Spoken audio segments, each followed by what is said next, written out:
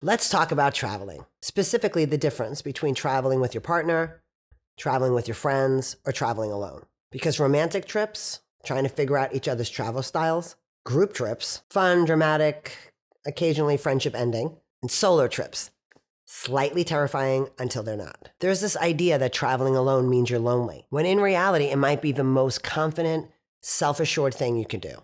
And if you're single, there's no coordinating schedules, there's no compromising, and there is no waiting for someone to Venmo you for the Airbnb. It is just you doing exactly what you want. So today we're getting into it. Solo trips, group travel, and while being alone in a new place might be the best thing you ever do for yourself. This is your guide to solo travel.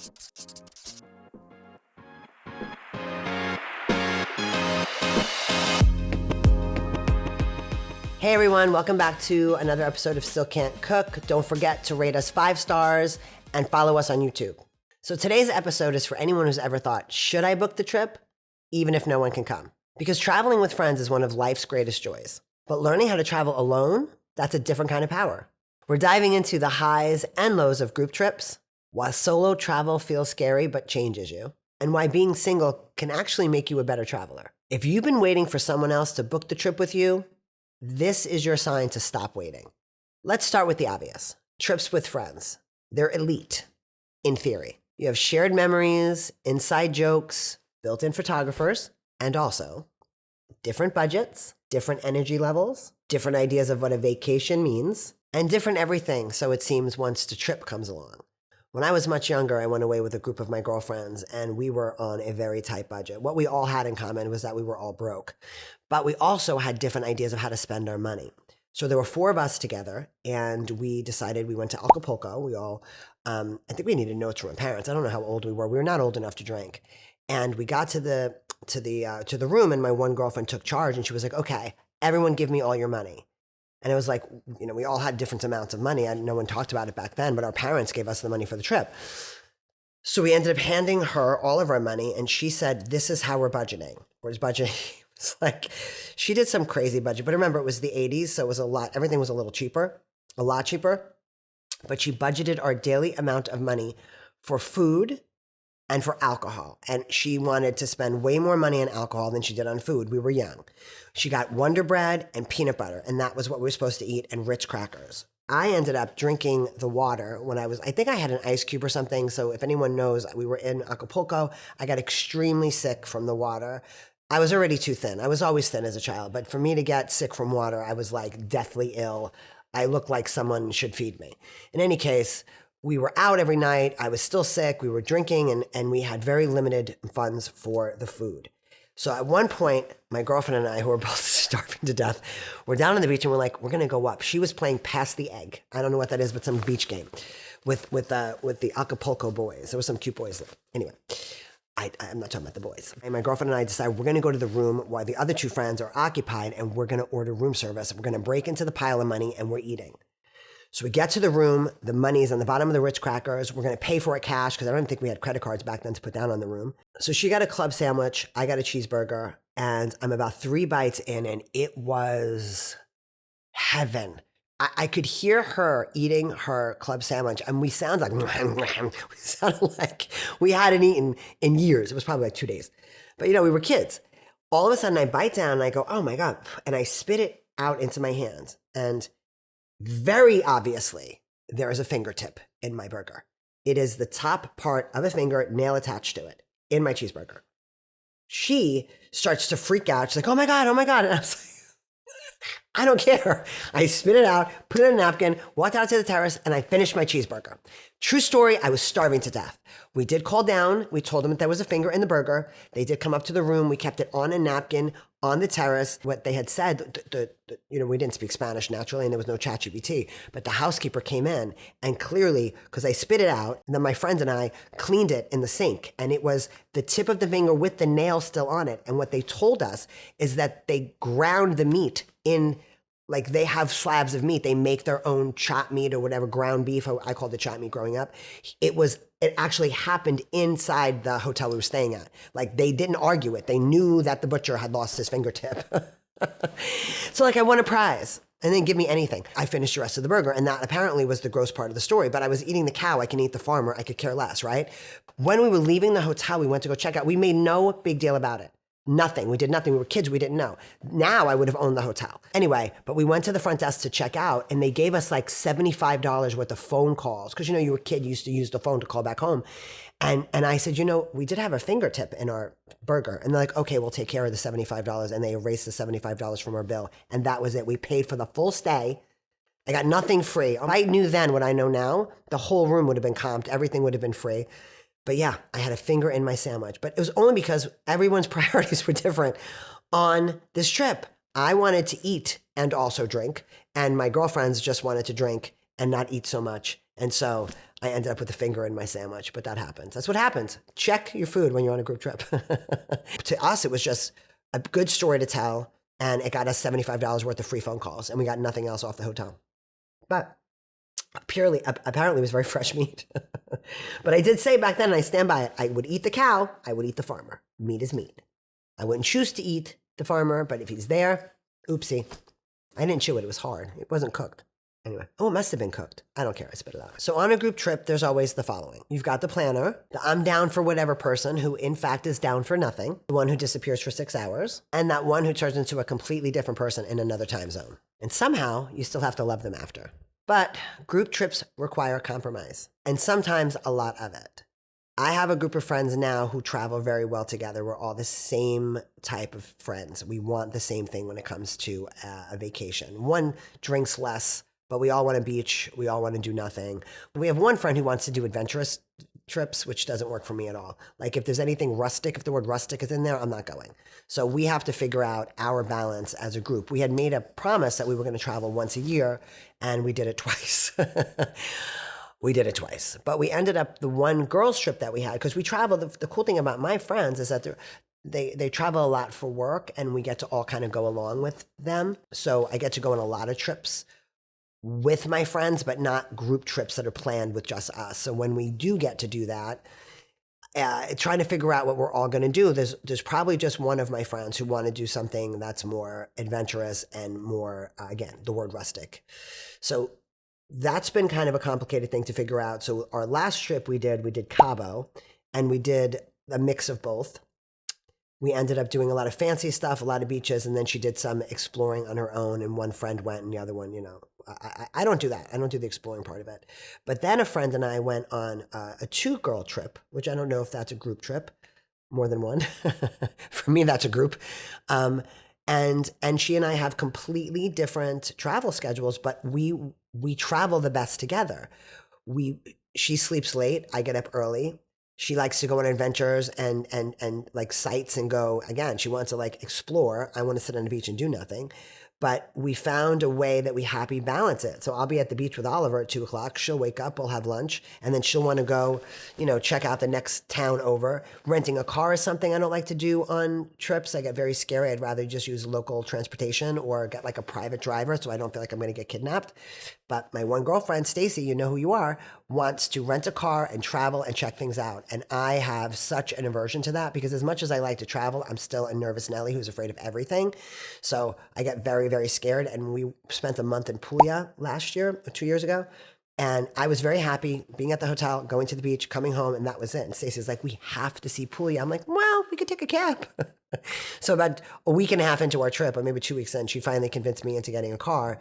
And it was like she broke the nervous part of me, and she taught me something. It was true. It was much more fun to get around by ourselves. And we had like a little tiny car, and she's a good driver, and it was actually super fun. So I've learned on group trips, sometimes you got to go with the flow. I could be the one, I'm sure my friends would say I am, who's very set in my ways. I've worked in travel most of my life. I worked at a hotel for 25 years and then started doing travel right after I left Soho Grand. So I'm like, I think I know everything about everything when it comes to traveling, and I'm a bit of a control freak. But at the same time, I want to travel, so I need to be open to what you discover. And I think it's when you're going to go on these group trips with your friends, especially if you all have different ideas of what's fun, it's nice to kind of be open to try things. My one friend is afraid of boats, and I'm a big boat person. So we were all together I think we were in Florida, maybe Miami together. 2 of us wanted to rent a boat, and she was like, you know what, I'll do it. It's not her thing, But I think going with the flow is one of the most important things in a group travel situation, because you do all have to come back together and be friends. Like, I don't think you travel with just one of your friends, just somebody. You travel with your people. I travel with my people. If I'm on a plane with you, you're my person. So I think you have to kind of ride the wave with them, no pun intended, on the boat. But go through group travel with your friends, figure each other out. It's funny to see how people travel, like what they pack, what they do with their bathrooms, like who doesn't bring, like, shampoo and conditioner. I never bring a toothbrush. It's one of the biggest pet peeves my girlfriends have. Even if I go to their houses, I worked at a hotel, they give them for free. And if they're like $5, whatever, I never pack a toothbrush. Socks and toothbrushes, I never pack. It's an issue. But, you get to know your friends intimately when you vacation together. Like, who doesn't wear pajamas and like wear sweatpants to bed? I have a big problem. I have to learn to love somebody who doesn't own pajamas, but it happens. You definitely get to know each other. And then remember, you got to come back home and be besties again. So if there's little things that happen on a group trip that you might not want to deal with later, you don't have to, because you don't live with them. Although all my girlfriends say we're going to live in a compound when we get older, except for Stacy. She'll be out exploring the compound or she'll build it. So let's face it, if you're going to go on a group trip with your friends, there are concessions you have to make, because again, you come home and you have to love each other and you have to let each person do what they want, because it's all of your vacations, right? Which is exactly what you do not have to do when you travel alone. Solo travel sounds empowering until you actually book it. Then it's like, wait a second, I'm going to sit alone at dinner. I'm going to go navigate a whole city by myself, be alone with my thoughts. Put my own carry-on in the overhead compartment, not going to happen. I'm not good at that. I always ask for help. I don't care. I'm that person. And now I'm of age. The facelift is screwing me up a little bit, because before, when I was all droopy, it was much easier to be like, can you please get that? Now I'm like, can you get that?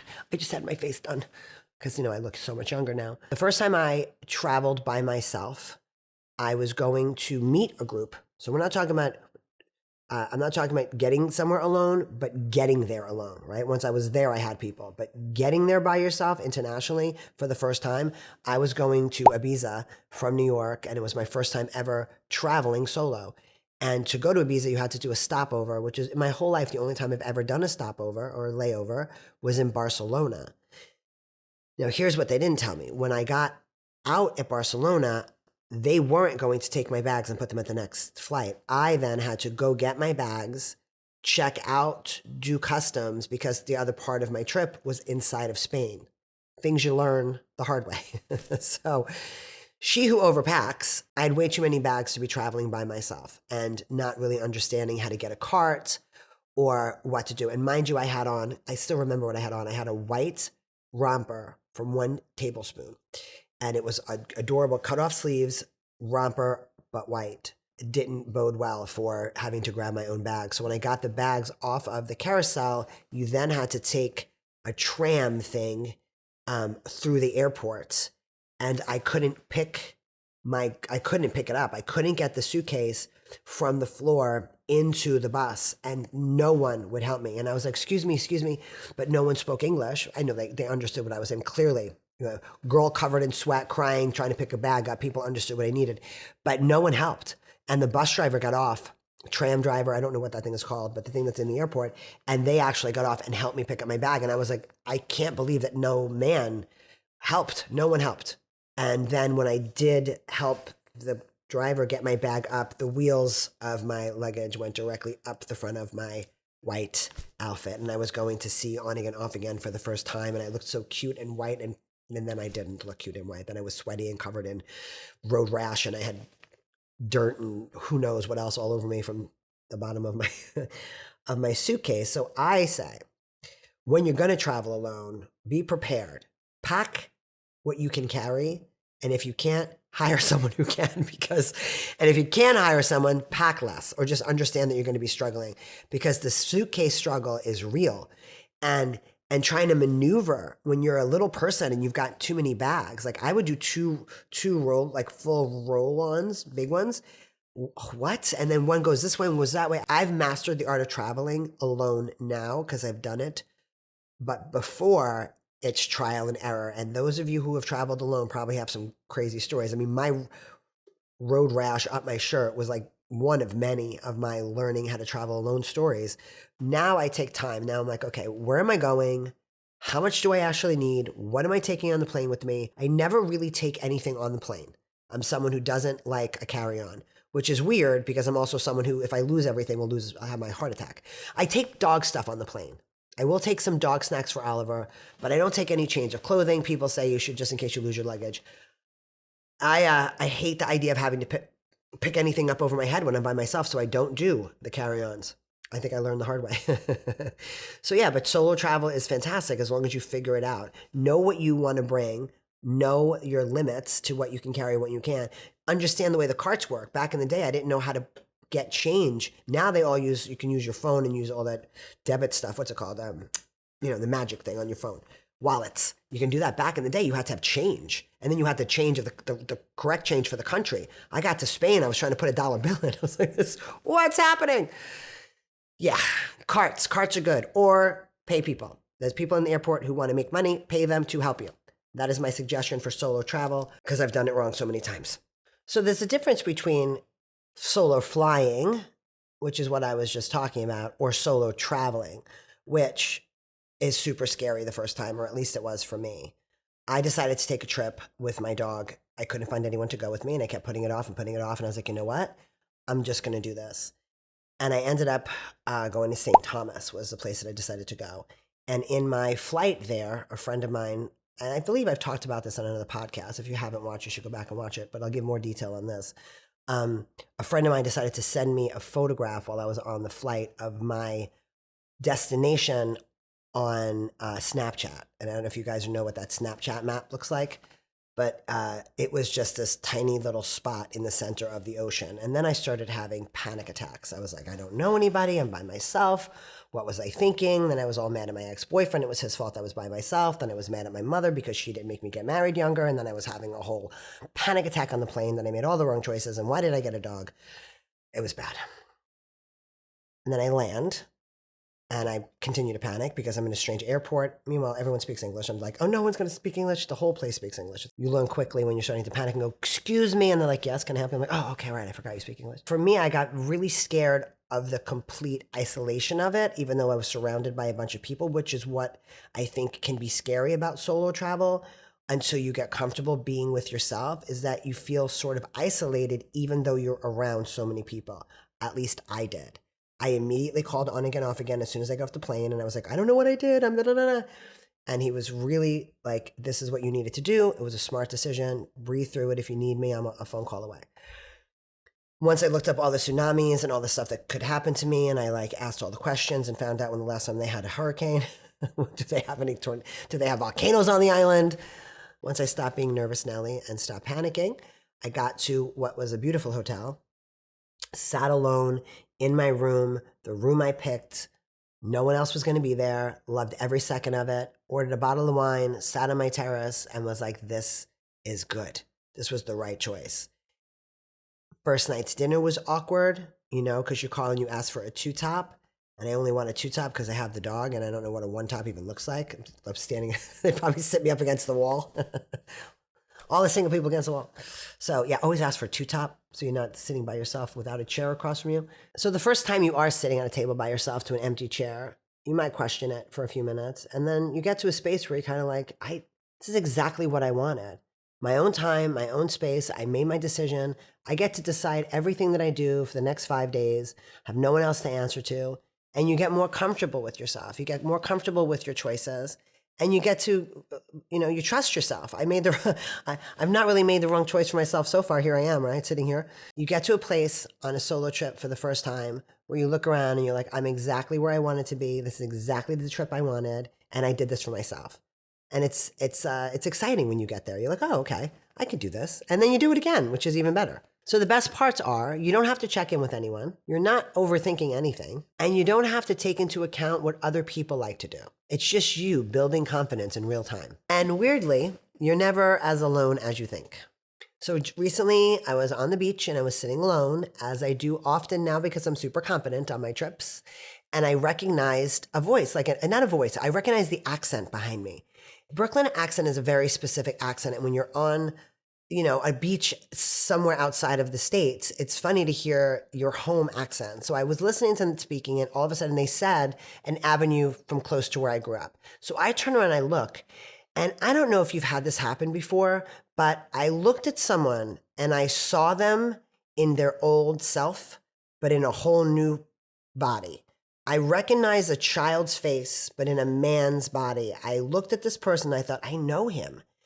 And then I had to do like an age, you know, when they do that age regression or progression when someone's like, this is what you would look like at 50. And this is what, like, I took this 18-year-old kid and I was like, oh my God, I know him. And we caught each other's eyes and I kind of gave a wave and he looked at me and we did a thing. And it was him and his wife, and they ended up coming over. And I said, "You're from Brooklyn, yes?" And he said, "Yeah." I said, "As am I." And I said, "Did you go to Murrow?" He said, "Yes, I did." And I told him his name. He was like, "Oh my God, Kelley, we knew each other." So here I am on an island thinking I'm being like so far away from everyone I know. I'm just going to hear, I'm going to be like Zen. And then I'm talking about Murrow and high school and cutting out and with a guy who like grew up a few blocks away from me. And then met his wife there and she and I connected and now we've become friends. So you're never as alone as you think you are. That's the whole point. And had I been with friends on this trip, I might not have been on the beach, hanging out, doing nothing, which is what I always want to do. I would have been off exploring possibly, explaining to my other friend why they should get on a boat, or eating. Instead, I was lounging out because that's what I like to do. And eavesdropping, 2 things I like to do, beach and eavesdrop. And if you're single like me, this is where traveling gets really good. Being single is the ultimate travel hack. And I should know, I'm a travel consultant part-time, sometimes, a lot of times. No, it's what I do. I book travel for solos, for myself. Solo travel. Call me. No, being single is the best part. It's the best way to go. You have no idea. The world is open to you when you're single. You don't have to pay attention to anybody but you. It's amazing. Well, me and Oliver, but he's really quiet, so it's fine. But yeah, it's what makes it magic. The trick is you don't have to pay attention to anybody else. You just do exactly what you want to do, and you can change your mind at any course of the day at all. You don't want to go to dinner, you don't go to dinner. You don't have to tell anybody. It's great. You want to go to a museum? Nope, you're going to go to the beach instead, which is usually what I do. You don't have anybody you have to talk to about it. You pick the dinners you want. You don't have to ask one. Consulting someone about dinner when you're on a vacation is too much work. If there's work involved, they don't want to do it. Vacation means vacation. And when what your job is booking other people's vacations, you clearly don't want to book your friends' vacations when you're with them. And that is another thing that I do. I always am the one who puts everything together. And it's great. My friends love that I do that. But at some point, I'm like, I want to take a trip too. I want to be part of this vacation. I don't want to worry about what time the car is coming, what time dinner's coming. So when I go alone, everything's on my time. It's really fantastic. So once you get comfortable solo traveling, and being single, because you can solo travel and come home to a partner. I don't have that. I'm solo traveling, solo person. When you get to do these things alone and you get to decide what you have for dinner and you don't got to run it by somebody else and see if it's a restaurant that they're interested in or a budget. You have friends, you have to be respectful of your friends and what they will and won't spend money on. You no longer say, I can't afford that because it's putting in the atmosphere. We don't want to do that. You don't want to put that energy out. So we now say, that's not my priority. And not everyone's priority is a $300 omakase dinner, but it's mine. That's what I want to do right now.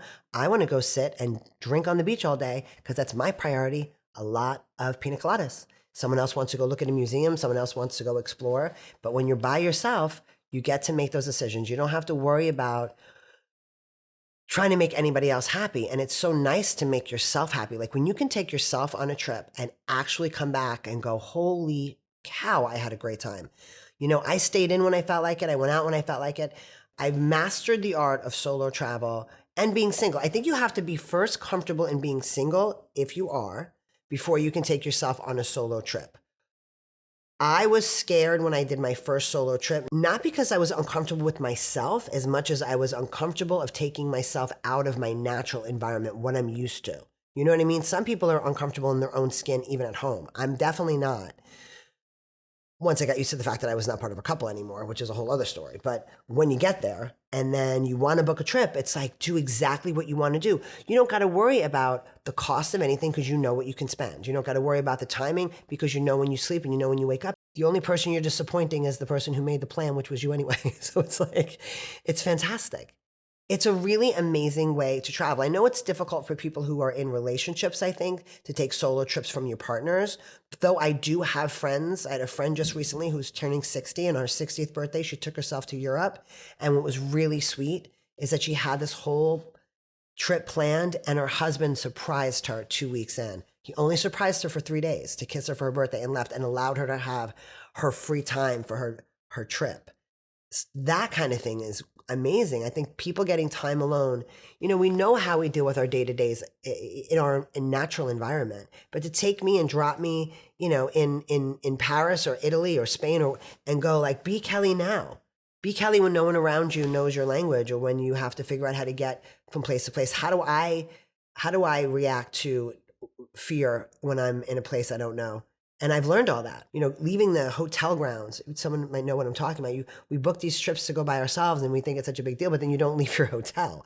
It's like, are you really exploring? You're just sitting in a hotel. So for me, I've made it a point now that if I go somewhere, when I go somewhere alone, I will absolutely book a car with the hotel to take me into the city and to have dinners outside, because you don't really experience the place that you're in if you stay inside the hotel, because everybody there is visiting. What's it like to be in Puerto Rico and San Juan? What's it really like outside the hotel, or St. Thomas outside the hotel? I think it's nice to explore. It's scary. It's the part that makes you feel like, oh, I'm going to be so unsafe. First, don't travel places that are unsafe. You can look them up. Don't go places where, you can't leave hotels. There are some places you travel that you really can't leave the hotel grounds. Know that prior. But if you're going to go alone, know where you're going, research it, do all the things that you need to do, call a travel agent, I'm here for you. But get the background of where you're going, and then know that you can, venture off into a city and go find a local bar to sit in. It's the best way to get to know a new place. And you feel empowered. You really do. You learn something. So being single is the ultimate travel hack, because you don't have to coordinate schedules. You're not going to find out when someone has PTO. You can just go, make your schedule, pick the places you want to go, eat what you want to eat, be on your own schedule with yourself, and enjoy every minute with yourself. It's the greatest. You got to like yourself first. I'm pretty cool, so I like me. But if you don't, bring a friend. Get a book. I don't need a book. I love me. I'm going to write a book when I'm on vacation. No, being alone, solo trips, once you master them and you recognize that you can do it and you do it right for yourself, like I know myself now. I know where I want to go. I know what time. I even know what time I want to fly. I know my flight times. I work around my dog's pee and poo. I fly when it works for Oliver. I don't know, is it still solo travel if one of my partners has a tail? For me, it changes how you navigate. Once you go, you know what, I can do just about anything. I might not have had kids, but I can travel. Well, and being single removes the friction. Instead, you get freedom. And that freedom teaches you independence in a way nothing else can. But that does not mean that solo travel replaces travel with your friends. It just hits differently. Here's the truth. It shouldn't be one or the other. You need your girls' trips. You need the stories. You need the remember when moments. But you also need the solo trips. The quiet confidence, the independence, and the growth. When you come home from a trip with a group of people and you can refer to things with them and laugh about it later on, or throw out a story and you have other people that laugh with you, that's an incredible thing to share with your friends. Memories are amazing and you never make enough of them. But when you have an experience that only you have seen and only you have experienced and you were changed by it after a vacation alone, it's kind of a remarkable thing, because there's no one to tell the story. There's no one to share it with. You have to tell the story firsthand. And coming home and getting to call your friends and explain a moment that you had, a beautiful fish you saw, or restaurant you ate in, or running into someone from high school on a beach somewhere, those stories, having your story and having to tell it, I think is the most rewarding part of private travel, solo travel, because your friends are waiting to hear it, I don't necessarily keep my friends in the loop moment by moment when I'm on a trip by myself, which is interesting, and we've talked about that. I will go kind of silent, but then I come home and then it's the hours of FaceTime conversations, because I really want to be in the moment. And if you're on the phone, I remember my first trip when I was by myself in St. Thomas. I was just saying, I actually called a friend and put her on FaceTime and had dinner with her because I was so uncomfortable being by myself. Now, I don't take the phone. I've left my phone in my hotel room if I'm eating at the hotel. I don't need anyone else's company but my own. But when I get back from a trip, it's really fun to tell your stories and to share them. And then you get to relive them with yourself and share them with your friends. Though it's amazing to have shared memories. Sometimes it's nice to just have your own thing. We have to have our own moments. It's definitely changed me. I feel way more confident in myself in day-to-day things. I'm like, I could do that. I carried my own suitcase. I can do anything without leaving. And I've learned how to not get rug burns. What are those? What are they called? Track marks. It's like I ran over by a bus the first time I did it. If you're able to do both, that's a beautiful gift. I want to spend as much time traveling with my friends as I can, but I want to book as many solo trips. I want an equal amount of travel. It's nice to wake up to yourself. One trip connects you to other people. One trip connects you to yourself, and they both matter. Travel has a way of exposing you. On a group trip, it exposes your patience. And on a solo trip, it exposes everything else. You learn what you actually like, how to handle discomfort, who you are when no one's watching. And yeah, there'll be moments when you think, why did I think I could do this? And then there are moments where you're like, wait, I can do anything. And that's the shift. And honestly, both will help you grow in completely different ways. So if you got to the end of this episode and you're still thinking, I wonder if I have someone I can travel with, just make sure that they have a digital ID, they have Clear, they have pre-check, they get access to the lounge, and that they can sit in first class with you. Because I gotta really love you if you're getting me into coach. Because the best kind of confidence is knowing that you can enjoy your own company anywhere. Don't forget to subscribe, rate Still Can't Cook 5 stars, and send this to the friend that you almost booked the trip with, but didn't. Or you could take it as your sign to just book that trip anyway. Thanks for being here. We'll see you next week for a brand new episode of Still Can't Cook. Bye. Book the trip. Hey guys, thank you so much for showing up for another episode of Still Can't Cook. Subscribe to us wherever you listen to your podcasts, on YouTube or any other podcast provider. And if you're on Instagram or TikTok, please follow us at Still Can't Cook. Love to have you guys back every week. So happy that you joined us and look forward to seeing you next week.